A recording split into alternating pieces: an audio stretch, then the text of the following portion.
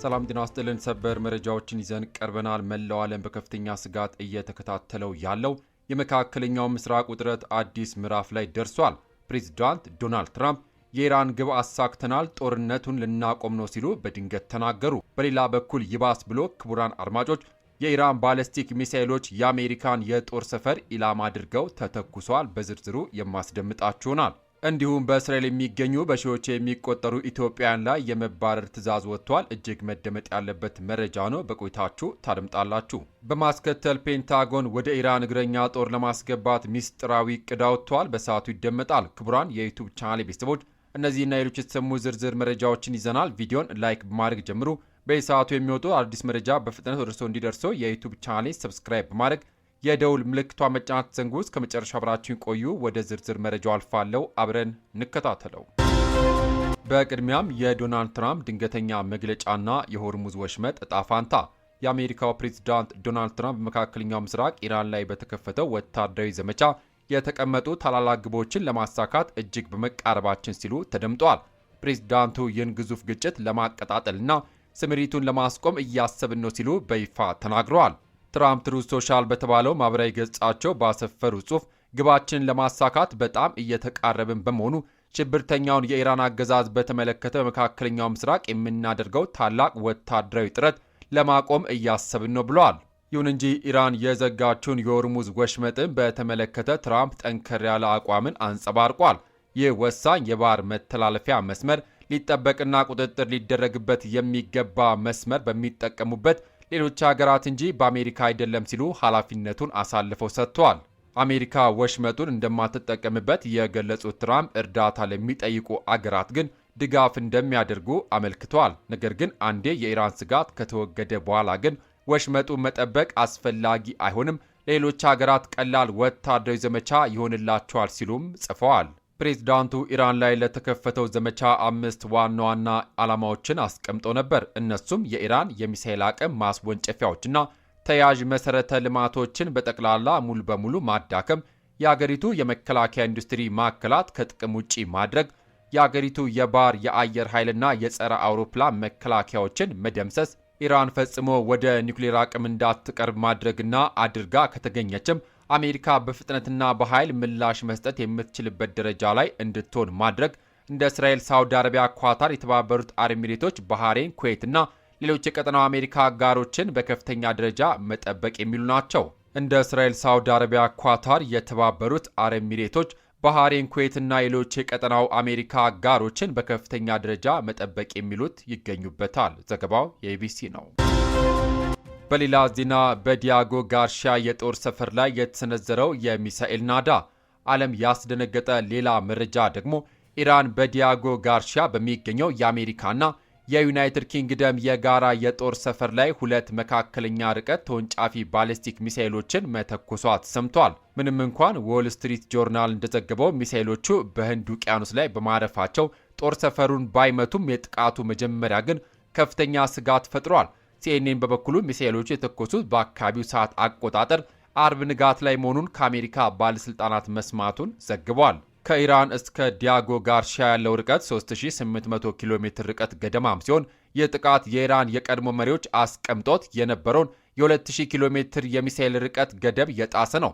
ቢቢሲ ስለ ጥቃቱ መረጃ ለማግኘት ቢሞክርም ፔንታጎን በአሁን ሰዓት ማቅረብ የሚችለው መረጃ እንደሌለም ገልጿል። በሌላ ዜና በእስራኤል የሚገኙ 8000 ኢትዮጵያውያን የመባረር መርዶ። ሌላኛው ልብ ሰባሪ መረጃ ደግሞ የእስራኤል መንግስት በመጪው ሚያዝያ ወር 8000 የሚጠጉ ኢትዮጵያውያን ጥገኝነት ጠያቂዎችን ወደ አገራቸው ለመመለስ ማቀዱ ተሰምቷል። እንደ ሚድል ኢስት አይ ዘገባ ከሆነ የህዝብና ኢሚግሬሽን ባለስልጣን ከሚያዝያ 9 ቀን 2018 ጀምሮ ስደተኞችን በቁጥጥር ስር መዋልና ማባረር ይጀምራል። ከነዚህ መካከል 1000 ያሉ ከትግራይ ክልል የመጡ መሆናቸው ታውቋል። የእስራኤል ጠቅላይ ፍርድ ቤት እነዚህ ስደተኞች እንዲሁም አይሁዳዊ አይደሉም በሚል መንግስት እንዲያባረራቸው ፈቅዷል።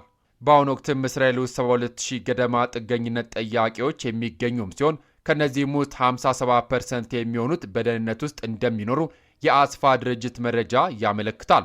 ከነዚህም ውስጥ 57% የሚሆኑት በደህንነት ውስጥ እንደሚኖሩ የአሳፍ ድርጅት መረጃ ያመለክታል። መንግስት ስደተኞቹን ህገወጥ ሰርገ ገቦች በሚል መፈረጁም ተገልጿል።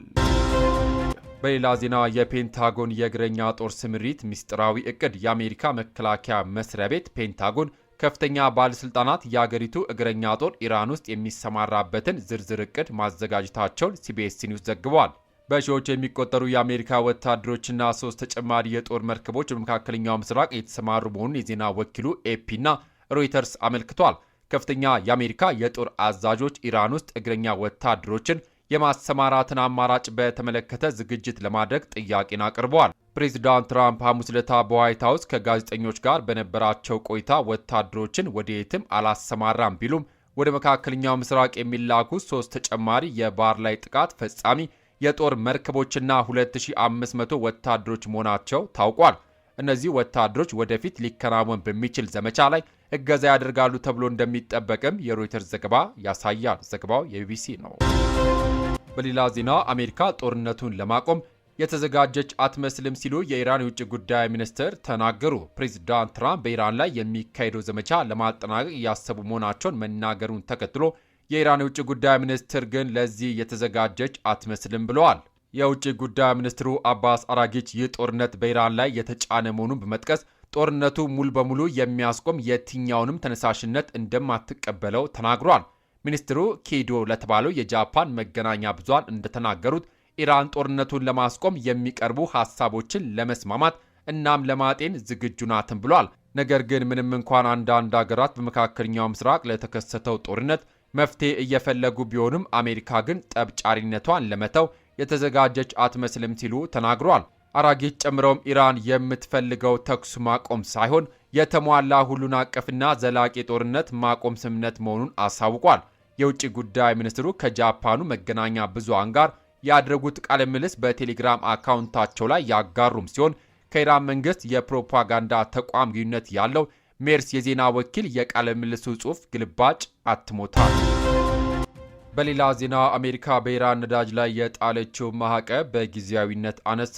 በከፍተኛ መጠን የጨመረ ነዳጅ ዋጋ እንዲቀንስ እየጣረ ያለው የአሜሪካ መንግስት ግምጃ ቤት ቀድሞውኑም ባህር ላይ ያለ የኢራን ነዳጅ ለ30 ቀናት በማዕቀብ ነፃ እንዲሆን ወስኗል። የግምጃ ቤቱ ሚኒስትር ስኮት ቤሴንት የአጭር ጊዜ ፈቃድ 140 ሚሊዮን በርሜል ነዳጅ ወደ ዓለም የኤነርጂ ገበያ እንዲገባ እንደሚያደርግ በኤክስ ገጻቸው ባሰፈሩ ጽሑፍ ገልጸዋል። ይሁን እንጂ ኢራን ከነዳጅ ሽያጭ የሚገኙትን ትርፍ ለማግኘት አዳጋች እንደሚሆንበት ቤሴንት ተናግረዋል። በመሰረቱ የነዳጅ ዋጋ ለመቀነስ የኢራን በርሜሎች በራሷ በቴህራን ላይ እንጠቀማለን ብለዋል። የኢራን ጦርነት ከተጀመረ ወዲህ እንዲሁም ቴህራን በመካከለኛው ምስራቅ የሚገኙ የኤነርጂ መሰረተ ልማቶች ላይ ጥቃት ከፈጸመችም በኋላ የነዳጅ ዋጋ በከፍተኛ መጠን ጨምሯል። የብሬንት ድፍድፍ ነዳጅ አርብ ዕለት የ3 በመቶ ጭማሪ በማሳየቱ በበርሜል $113 ገብቷል። ይህም ዋጋ ከባለፈው ዓመት ጋር ሲነጻጸር የ53 በመቶ ጭማሪ አሳይቷል። ዘገባው የቢቢሲ ነው። ክቡራትና ክቡራን የዩቲዩብ ቻናል ቤተሰቦች ለሰዓቱ ያስኩላችሁ ሰበር መረጃዎች እነዚህን ይመስሉ ነበረ። ለመካከለኛው ምስራቅ ሰላም ሲባል ፕሬዚዳንት ትራምፕ የጀመሩት ጥረትና የኢራን ያልተጠበቀ የሚሳኤል ምላሽ በቀጣይ ምን ሊያስከትል እንደሚችል በቅርበት እየተከታተልን ለእናንተ የምናደርስ ይሆናል። በተለይ በእስራኤል የሚገኙ ወገኖቻችን እጣ ፋንታ ምን ሊሆን እንደሚችል የምናገኘው አዲስ መረጃ ይዘን እንመለሳለን። መረጃዎቹ በፍጥነትና በጥራት እንዲደርሷችሁ የኒውስ ፕራይም ቤተሰብ ካልሆናችሁ አሁኑኑ ሰብስክራይብ በማድረግና የደውል ምልክቷን በመጫን አብራችሁን ሁኑ። የዛሬው መረጃ ሌሎች እንዲደርስ ላይክና ሼር ማድረጋችሁን አትርሱ። በቀጣይ በአዲስ መረጃ እስከምንገናኝ በያልንበት የዓለም ዳርቻ ቸር እንቆይ።